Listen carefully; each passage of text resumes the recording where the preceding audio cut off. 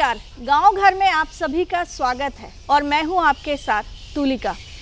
दर्शकों, गांव घर में हर बार हम आपके लिए एक नई जानकारी लेकर आते हैं जिससे कि आपको भी सुविधा हो चीज़ों को समझने में, जानने में, सरकार द्वारा और बहुत सी चीज़ों के द्वारा किस तरीके से कौन से नियम बनाए जा रहे हैं। और उसी तर्ज पे आज हम बात करने जा रहे हैं ग्रामीण क्षेत्र में बाल अधिकार और उसके संरक्षण के बारे में। और उस पर जानकारी देने के लिए हमारे साथ होंगे राकेश जी। और राकेश जी नमस्कार, बहुत बहुत स्वागत है आपका गांव घर में। अरे हरी जी, आप इतने परेशान क्यों हैं? अरे क्या बताएं भाई, और अपने गांव में जो रामाधार पंडित जी है ना, उनका लड़का बहुत ही बीमार है। क्या हो गया? अरे वो क्या है ना कि वो गाँव के घर का जो मिट्टी खाता है, मिट्टी खाते से बीमार पड़ गया है, बहुत सीरियस है। मैं उसी को देखने जा रहा हूँ। ओहो, फिर तो आप बिल्कुल सही जगह पे सही समय पर आए हैं। अच्छा, आज हमारा जो कार्यक्रम है वो इसी पर तो आधारित है कि ग्रामीण क्षेत्र में बाल अधिकार और संरक्षण कैसे किया जाता है, स्वास्थ्य में, पढ़ाई लिखाई में कैसे बच्चों को बताया जाए, ग्रामीण क्षेत्र में ग्रामीण विकास कैसे करें। तो उसके लिए ज़्यादा जानकारी देने के लिए आज हमारे साथ खुद राकेश जी मौजूद हैं। अच्छा, जो बाल अधिकार और संरक्षण के सदस्य भी हैं। तो वो हमको पूरा विस्तार से बता देंगे ना? हाँ, पूरा विस्तार से आज हमको राकेश जी बताने वाले हैं। हाँ। तो राकेश जी, चलिए सबसे पहले आपसे यही जानते हैं कि ग्रामीण क्षेत्र में बाल अधिकार के बारे में अगर बात करें तो वो क्या है और कैसे होता है? देखिए, बाल अधिकार ग्रामीण क्षेत्र हो या शहरी क्षेत्र हो, लगभग सभी जगह बराबर ही अधिकार बच्चों को दिया गया है। बच्चों के माता पिता जी, बच्चों के सुरक्षा, ये सब की ज़रूरत है। और बच्चों को, और अच्छा, ये सब कुछ के लिए बिहार की सरकार ने और केंद्र की सरकार ने ये पूरे कानून बनाए हैं। बच्चों को सबसे पहला अधिकार है जीने का अधिकार है। जीने का अधिकार, बिल्कुल। जिएगा तब कैसे? जब बच्चा बच्चा जब जन्म लिया तो उसका स्वास्थ्य अगर ठीक होगा, जब वो स्वस्थ होगा तब एक बच्चे का रूप में आएगा। उसके लिए केंद्र की सरकार ने और राज्य की सरकार ने भी पूरी स्वास्थ्य व्यवस्था की, स्वास्थ्य की चिंता की है, कैसे वो स्वस्थ रहे। दूसरा, बच्चा अगर 1 साल का हो गया, उसके स्वास्थ्य, उसकी सुरक्षा, उसकी शिक्षा, ये सब की चिंता केंद्र की सरकार ने भी किया है और राज्य की सरकार ने भी किया है। और पूरा इसमें कानून बनाए गए हैं, उसको कैसे उसका अधिकार मिले, कैसे उसके अधिकार का हनन ना हो। देखिए, एक बात और भी है, हम तो आयोग में सदस्य हैं और हमने उसमें पूरा देखा है, उसमें पढ़ा है। आयोग में स्पष्ट दिया गया है, बच्चों को 0 मतलब जन्म लिया उससे लेके 18 साल तक के बच्चे को क्या क्या अधिकार है। उसमें पहला यह है उसको कि बच्चों को जीने का अधिकार। बस बच्चों को जिएगा कैसे? जब वो स्वस्थ रहेगा। तो स्वस्थ तब रहेगा जब बच्चा जन्म लिया और उसको स्वास्थ्य की पूरी देखभाल हो जाए, उसके खाने की व्यवस्था हो जाए, भोजन की व्यवस्था हो, उसके स्वास्थ्य की व्यवस्था हो, उसके सुरक्षा की व्यवस्था हो। आजकल क्या है, बच्चे, आपको बता दें, बहुत सारे गार्जियन हैं जो अभाव में जीते हैं। और जब बच्चे अपने अधिकार की मांग करते हैं अपने परिवार से, तो गार्जियन उसको पीटने लगते हैं, उसको मारते हैं। इससे बचना होगा। ग्रामीण क्षेत्र के जितने भी अभिभावक हैं, हम उनसे आग्रह करेंगे, आप उस भविष्य को बचाइए जो इस आपके समाज का भविष्य है, उसके परिवार का भविष्य है, जो इस देश का भविष्य बनने वाला है, उसको बचाइए। उसको पीटिए मत, उसको सही रास्ता दिखलाइए। अब सरकार ने सारी व्यवस्था की है। आपको कोई परिवार में अभाव है, जैसे भोजन की कमी है, सरकार ने उसको व्यवस्था दिया है। सरकार ने स्वास्थ्य के क्षेत्र में, जैसे वो बीमार है और बेचारा बच्चा किन करते रहता है, बीमार है, उसको स्वास्थ्य केंद्र में ले जाइए, वहाँ दवा की व्यवस्था की गई है। वो पढ़ना चाहता है, उसको छोटे बच्चे हैं जो बिल्कुल ऐसा है, आंगनबाड़ी केंद्र में जाइए, उससे आगे प्राथमिक विद्यालय में ले जाएं। आपको +2 तक निःशुल्क शिक्षा की व्यवस्था की गई है। इसलिए हम आपसे इस दूरदर्शन के माध्यम से और आप लोग के माध्यम से अपने अभिभावकों, खास करके ग्रामीण क्षेत्र के अभिभावकों से आग्रह करेंगे कि आप अपने भविष्य को संभालिए, अपने भविष्य को जो नौनिहाल है उसको बचाइए। आज भी हमारे गांव में जी सर, ये अपने बच्चों को धान काटने के लिए ले जाते हैं, छोटा छोटा काम कराते हैं, काम कहाँ पढ़ने देते हैं गार्जियन, सब गाड़ी काम करवाते रहते हैं। इसलिए ये देखिए वो इसीलिए तो हम कह रहे हैं जी गार्जियन से आग्रह करेंगे जी कि आपके लिए राज्य सरकार और केंद्र की सरकार ने एकदम जीरो से लेकर जन्म से शुरू हुआ और 18 साल तक पूरी व्यवस्था किया है आपके उनके खाने का, उनके स्वस्थ रहने का, उनको सुरक्षा का, ये सारी व्यवस्था जब किया है तो आप अपने बच्चे को पढ़ने तो दें। आप उसको बाल मजदूरी नहीं कराएं। सर लेकिन बाल मजदूरी नहीं कराना तो सही है, लेकिन कहीं कहीं गार्जियन लोग भी जो होते हैं, जो पेरेंट होते हैं, ग्रामीण क्षेत्र में आज भी विकास का अभाव तो है। और अगर विकास का अभाव है तो उनके लिए ये भी तो ज़रूरी है कि अपना जीवन यापन कैसे करना है, रोज़ी रोटी कहाँ से लाना है, बच्चों को कैसे रखना है, परिवार कैसे चलाना है।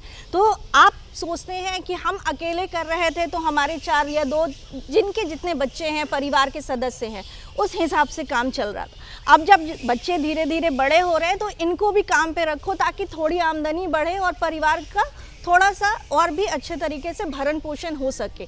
तो शायद ये एक और कारण है जिसकी वजह से भी बच्चों को बहुत कम उम्र में काम में ढकेल दिया जाता है, ना कि ये कहा जाता है गार्जियन की तरफ से कि आप जाइए पढ़िए लिखिए, आप हमारे साथ खड़े होंगे, आप हमारे साथ मजदूरी करेंगे तभी तो घर चलेगा। ये वाली सोच कैसे बदली, इसके लिए बाल विकास जो है उसका अधिकार भी है, उसको संरक्षित भी करना, और उनके तहत बहुत सारे ऐसे कानूनी नियम भी आते हैं शायद कि वो इसको बदल भी सकते हैं और इस पर अपना काम भी कर सकते हैं। तो वो कैसे हो? देखिए 2 तरह की बातें सरकार ने पूरी व्यवस्था की है। जिस बच्चे के माता या पिता में से कोई अगर नहीं है, इस दुनिया में नहीं है, उन बच्चों को केंद्र सरकार ने और राज्य सरकार ने ये नियम बनाया है कि उन बच्चों की पढ़ाई के लिए, उन बच्चे की स्वास्थ्य के लिए तो सारी व्यवस्था है, उनके शिक्षा के लिए उनको 4000 रुपया प्रत्येक महीने देने का प्लानिंग केंद्र सरकार की है। प्लानिंग नहीं है, ये लागू है, ये चल रहा है। इसकी व्यापक जानकारी हम तो इस दूरदर्शन के माध्यम से लोगों को यह बताने का प्रयास करेंगे कि जिनके माता या पिता में से कोई एक कोरोना में डेथ कर गए हों या किसी कारण से डेथ कर गए हों या शारीरिक रूप से या मानसिक रूप से विकलांग है, उनके बच्चे को 4000 रुपया प्रत्येक महीने दे रही है राज्य सरकार और केंद्र सरकार मिलके। इसका व्यापक प्रचार प्रसार होना चाहिए, अभिभावकों को भी पता करनी चाहिए। अगर किसी प्रकार की परेशानी है तो बिहार 22B हार्डिंग रोड बाल संरक्षण आयोग कार्यालय है, आप वहां आके आवेदन दे सकते हैं। हम लोग पूरी मदद करने के लिए तैयार हैं, लेकिन ज़िले में भी ADCP हैं, CPO हैं, आप उनसे मिलकर आवेदन देंगे और उनके पढ़ाई की पूरी व्यवस्था केंद्र सरकार ने और राज्य सरकार ने मिलकर किया है, इसलिए किसी को घबराने की जरूरत नहीं है। क्या कोई सरकार के द्वारा उनका आइडेंटिटी कार्ड भी बनता है कि इस बच्चे की पढ़ाई, इस बच्चे का स्वास्थ्य और इस बच्चे के जीवन यापन के लिए आपने जैसा कि कहा कि सरकार की तरफ से 4000 रुपये महीने मिलते हैं, तो ये सारी चीज़ों के लिए क्या कोई कार्ड बनता है जो सरकारी कार्ड होता है उनकी आइडेंटिटी के लिए? देखिए, जब ग्राम पंचायतों में हम लोगों ने कहा है कि आप इस प्रकार का कार्यक्रम का आयोजन करिए तो एक बच्चों का पूरा डाटा तैयार होगा, कितने बड़े परिवार, कितने बच्चे जो गरीबी रेखा से नीचे हैं, उनकी आर्थिक स्थिति क्या है, उनके माता पिता क्या करते हैं, उनके माता हैं या नहीं है, उनके पिताजी हैं या नहीं है, उनकी आमदनी क्या है, ये बच्चों की स्थिति क्या है, बच्चे पढ़ते हैं, पढ़ना चाहते हैं, उनकी परेशानी क्या है, बच्चे स्कूल जाना चाहते हैं, स्कूल जाने में परेशानी क्या है, और बच्चों की सुरक्षा। देखिए, सुरक्षा भी बड़ी व्यवस्था है। गार्जियन जो अच्छे परिवार के भी बच्चे हैं, उनके गार्जियन भी किसी अन्य कारण से अपने बच्चों को प्रताड़ित करते हैं। बाल संरक्षण आयोग ने कड़ा निर्देश दिया है कि कोई भी बच्चे को अपने घर में प्रताड़ित नहीं करेगा। बच्चों को अपने अधिकार, बच्चों को अपनी बातों रखने का अधिकार है, बच्चों को अपने धर्म और संस्कृति के बारे में जानने का अधिकार है, बच्चों को शिक्षा का अधिकार है, बच्चों को अपने स्वास्थ्य को ठीक रखने का अधिकार है, बच्चों को हर एक विषय के बारे में, देश दुनिया के बारे में जानने का अधिकार है। इससे कोई रोक नहीं सकता है, इससे कोई वंचित नहीं कर सकता है। ये पूरा निर्देश हम लोगों ने जारी किया है। कह सकते हैं कि अभिव्यक्ति की आज़ादी सिर्फ हमें नहीं, बच्चों को भी, ये जो सोचते हैं, हम हो, गार्जियन हो या कोई भी ग्रामीण क्षेत्र के लोग हो, क्यों हरी जी, कि बच्चे तो कुछ नहीं बोल सकते भाई, ये अभिव्यक्ति की आज़ादी तो सिर्फ हमारी है, ऐसा नहीं है। मेरे ये मैं एक और राकेश सर पूछना चाहता हूँ, इसमें यूनिसेफ की क्या भूमिका है? देखिए, यूनिसेफ एक संस्था है विश्व स्तर की, और बच्चों के अधिकार उसके संरक्षण पर काम करती है। कई संस्थाएं हैं, लेकिन यूनिसेफ एक बड़ा नाम है। और बच्चों को कानूनी सलाह, बच्चों की दैनिक दिनचर्या, बच्चों के स्वास्थ्य, बच्चों की शिक्षा, इन सब विषयों पर काम करती है। देखिए, वो स्वायत्त संस्था है और पूरा इंटरनेशनल जगत में उसका नाम, बड़ा नाम है, अच्छा काम करती है।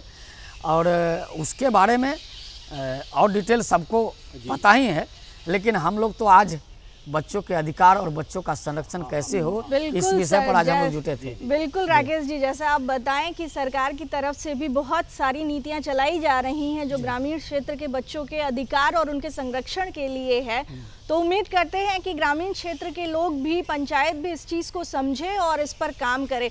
सर, आप हमारे यहाँ आए, गांव घर में बताएं सारी चीज़ों को, ग्रामीण क्षेत्र के लोगों को बहुत सारी जानकारियाँ मिलेंगी इन सारी बातों से, उसके लिए आपका बहुत बहुत धन्यवाद। दर्शकों, अभी आपने देखा कि ग्रामीण क्षेत्र में बाल अधिकार और संरक्षण के लिए क्या क्या उपाय किए गए हैं, कौन कौन सी नीतियां बनाई गई हैं, और उम्मीद है कि आप इन सारी बातों को समझेंगे और जानकारी भी लेंगे जाकर के अपनी ग्राम पंचायत में। और ये तो थी ग्रामीण क्षेत्र की बात, लेकिन बहुत सी छोटी छोटी बातें हैं जिन पर अगर हम गौर करें तो बहुत सी चीज़ों को खुद ब खुद समझ सकते हैं और जान सकते हैं। और वो क्या है, उन्हें देखने के लिए आइए देखते हैं घरेलू नुस्खे। गांव घर देखने वाले सभी श्रोता को मेरा नमस्कार। आज हम लोग अपने किचन में, घर में घरेलू नुस्खे के बारे में ज़िक्र करेंगे। जो किचन में हम लोग मसाला और दूसरी चीज़ें इस्तेमाल करते हैं, उसका क्या मेडिसिनल यूज़ हो सकता है, वो किस तरह से हमारे स्वास्थ्य को प्रिजर्व कर सकते हैं, बड़ी बड़ी बीमारियों को रोकने का काम करते हैं। छोटे छोटे जो कंप्लेंट्स होते हैं, गले का खराश होना, फिर लाइफस्टाइल डिजीज़ जो हो रही है बहुत ज़्यादा, जो 72% से ज़्यादा दुनिया में हो रही है, मोटापा हो रहा है, कार्डियक बीमारी हो रही है लोगों को, उनसे कैसे बचा जाए इन चीज़ों के इस्तेमाल से। इसका कारण ये भी है कि ताकि हम ज़्यादा से ज़्यादा केमिकल बेस्ड दवाओं से बच सकें उसके इस्तेमाल से, जिसका बहुत वाइड साइड इफ़ेक्ट है। उस साइड इफ़ेक्ट से बचने के लिए घर में जो हम खाने पीने की चीज़ें इस्तेमाल करते हैं, वो उनको कैसे हम मेडिसिनल पर्पस से इस्तेमाल कर सकते हैं। तो चलिए आज हम बात करते हैं। सबसे पहले ये कड़ी पत्ता है, जिसका इस्तेमाल खाने के अलग अलग औषधियाँ, जो खाना हम बनाते हैं उसमें इसको डाल के इसका इस्तेमाल करते हैं। जनरली खाने के अलग अलग रेसिपीज़ में इसको डालते हैं वो लोग। इसका बहुत बढ़िया काम है। ये प्रूवन है कि ये डायबिटीज़ के लिए बहुत अच्छी दवा है, इसलिए कि ये इंसुलिन के प्रोडक्शन को बढ़ाता है। ये हाइपोग्लाइसेमिक इफ़ेक्ट रखता है, मतलब जो शुगर आपके खून में बढ़ जा रहा है उसको भी कम करता है। साथ साथ ये कोलेस्ट्रॉल को भी कम करता है। साथ ही बेहतरीन डाइजेस्टिव है ये, मतलब इसके खाने से भूख बढ़ती है और खाना को पचने में ये आसान करता है। इनकी पत्तियों को, बड़ी बड़ी पत्तियाँ होती है, अलग अलग प्रकार से लोग इसको इस्तेमाल करते हैं। सीधे खाने में डालते हैं, फिर इनकी पत्तियों को बॉईल करके उसके जूस को, डिकॉक्शन को, जो जुशांदा बोलते हैं, उसका इस्तेमाल लोग करते हैं। साथ ही इनकी पत्तियों को इसको सुखा के और इसका रोस्ट करके, इसका जो है ना पाउडर फॉर्म में भी इसका इस्तेमाल होता है। इसका अर्क निचोड़ के इसका इस्तेमाल होता है, यूज़ होता है। तो डिफरेंट वे में, अब तो नॉर्थ इंडिया में भी इसका इस्तेमाल धीरे धीरे बढ़ गया है। अलग तरह के जो कुजिन्स है उसमें इसको डाला जाता है। बड़ी बड़ी पत्तियाँ होती है, सुगंधित होती हैं। लोकल इस्तेमाल भी हेयर एंड ऑयल्स, इसके लिए, इसका स्किन के लिए इस्तेमाल है। तो कड़ी पत्ता ऑलमोस्ट हमारे दिनचर्या में ये जुड़ गया है, इसका बहुत ज़्यादा यूज़ हो रहा है। दूसरी जो दवाएं हम आज लेके आए हैं वो है एलोवेरा। एलोवेरा लगभग हर जगह किचन गार्डन में, घर के आसपास गमलों में लोग इसको यूज़ करते हैं। और इसका जो यूज़ है खाने के तौर पे, इसका मुरब्बा वगैरह बनता है, वो अलग है। साथ में अगर आप मेडिसिनल पर्पस से इसको इस्तेमाल करना चाहते हैं तो बेहतर तरीका ये है कि ये जो इसकी जो देख रहे हैं आपने, इसमें छोटे छोटे लंबे इसमें कट्स देने पड़ते हैं। कट देने के बाद जो इसका जो सिक्रीशन है वो बाहर निकल जाता है। फिर इसको आप पील ऑफ कर लेते हैं। जो पल्प बचता है उस पल्प को मैश करके हम लोग इस्तेमाल करते हैं। तो डिफरेंट तरीके से, एक तो लोकल भी इस्तेमाल स्किन के लिए होता है कि इसके जो पल्प हैं इसको पेस्ट बना के स्किन में हम लोग, जो स्किन पे दाग पड़ जाता है या फिर स्लब्स होते हैं या ऊन से, वहाँ अलग अलग तरीके से इस्तेमाल होते हैं। इसका जो प्रिपरेशन है वो अक्सर हल्दी के साथ या मेथी पाउडर के साथ भी हम यूज़ करते हैं, कभी मिल्क के साथ मिला के स्किन पे इस्तेमाल करते हैं। छाई पड़ जाता है, मेलोज़मा और कैलोज़मा जिसको कहते हैं, उसमें इसका अच्छा इस्तेमाल है। साथ ही एक बहुत अच्छा यूज़ है इसका फंगल इन्फेक्शन जो हेयर्स में हो जाते हैं, हेयर के रूट में जो फंगल इन्फेक्शन होता है उसके इसमें ये हल्दी के साथ मेथी पाउडर के साथ इसका यूज़ बहुत शानदार है और नेचुरल यूज़, इसमें साइड इफ़ेक्ट कुछ भी नहीं है और आप घर पे इसको बहुत अच्छे से प्रिपेयर कर सकते हैं। दर्शकों, ये तो आपने देखा घरेलू नुस्खे, लेकिन और भी बहुत सी चीज़ें हैं। जैसा कि हम हमेशा कहते हैं कि बड़ी भागदौड़ भरी ज़िंदगी है और इसमें योग का एक बहुत महत्वपूर्ण योगदान है। तो आइए देखते हैं योगासन आपके लिए।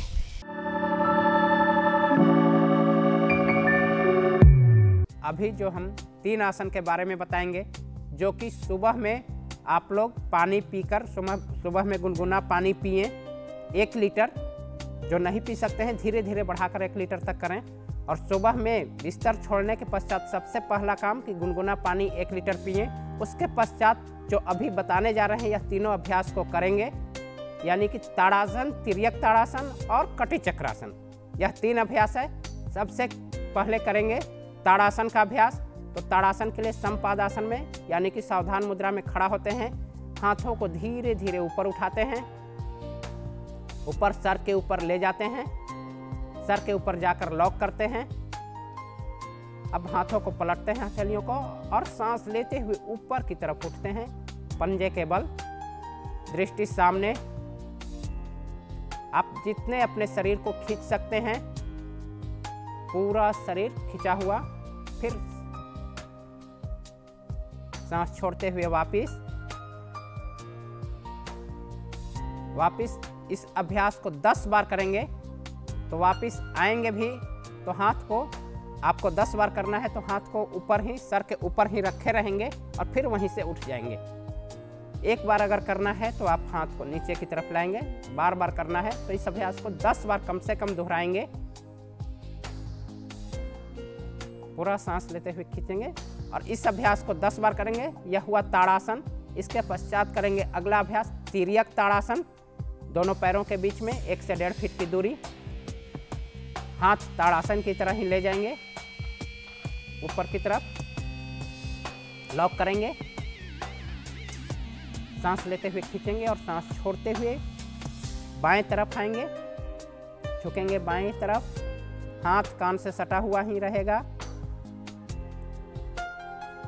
पुनः सांस लेते हुए बीच में और सांस छोड़ते हुए दूसरे तरफ।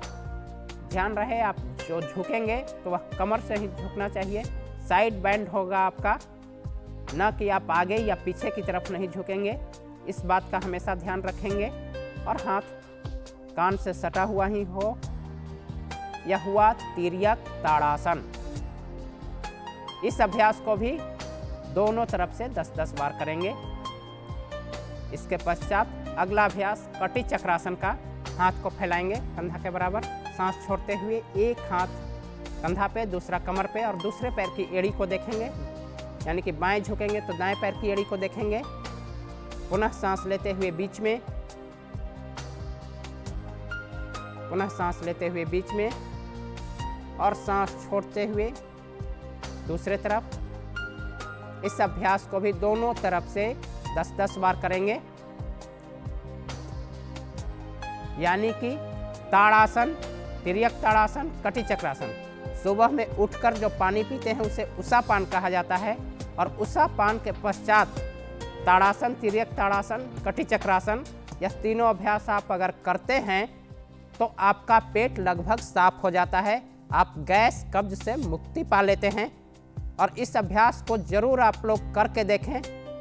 इसका शॉर्ट नाम है TTK, यानी कि ताड़ासन, तिर्यक ताड़ासन, कटी चक्रासन। सबसे पहला काम तो करता है कि जैसे ही आप पानी पिए, पानी पीने के पश्चात तीनों अभ्यास शुरू किए तो आपका जो भी आलस तंद्रा है दूर कर देता है। और आप इसके पश्चात जाइए, फ्रेश हो जाइए, बिल्कुल आपका पेट साफ हो जाता है ये तीनों अभ्यास पानी पीने के पश्चात करने से। और बच्चों को अगर कराते हैं आप ताड़ासन, तिर्यक ताड़ासन का अभ्यास, तो जो बच्चे जिनका लंबाई नहीं बढ़ता है उनका लंबाई भी बढ़ता है ताड़ासन से। यानी कि जो बच्चे नहीं बढ़ रहे हैं तो उन बच्चों को भी कराया जाए तो उनका लंबाई अच्छा हो जाता है। और अगर आप ताड़ासन कर रहे हैं तो किसी भी एज में 1 इंच तो लंबाई जरूर बढ़ जाती है। और ये तो था योगासन, जिसे करने के बाद हम स्वस्थ रहते हैं शारीरिक मानसिक हर प्रकार से। और आइए अब सुनते हैं लोकगीत। नदिया उधो बुझाला बड़ रे जो जहिया से गईले कन्हैया, जहिया से गईले कन्हैया सुधियो ना लिहले मोर, जहिया से गईले कन्हैया सुधियो ना लिहले मोर, जहिया से गईले कन्हैया सुधियो ना लिहले मोर, जहिया से गईले कन्हैया।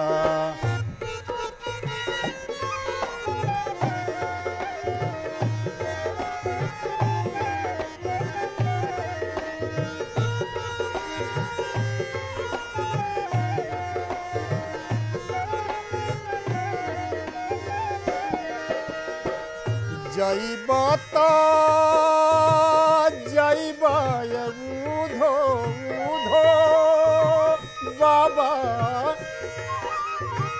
जैबता जैबा उधो मथुरा नगरिया के ओ,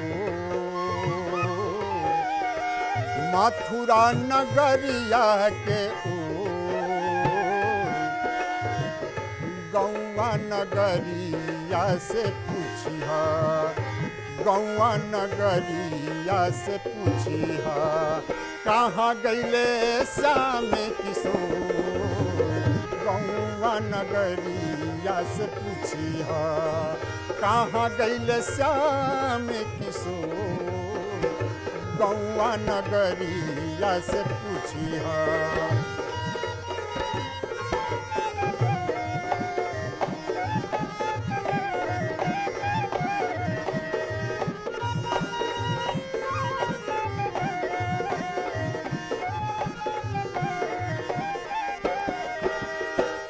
रोवता रोवता ये उधो उधो बाबा बाबा,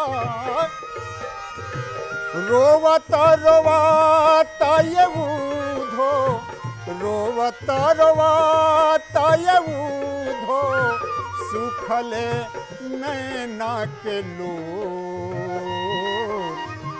सुखले नैना के लोर, तारा गिनत ए उधो, तारा गिनत ए उधो, रोज रोज हो खेला भोर, तारा गिनत ए उधो, रोज रोज हो खेला भोर, जहिया से गईले कन्हैया सुधियो ना लिहले मोर, जहिया से गईले कन्हैया।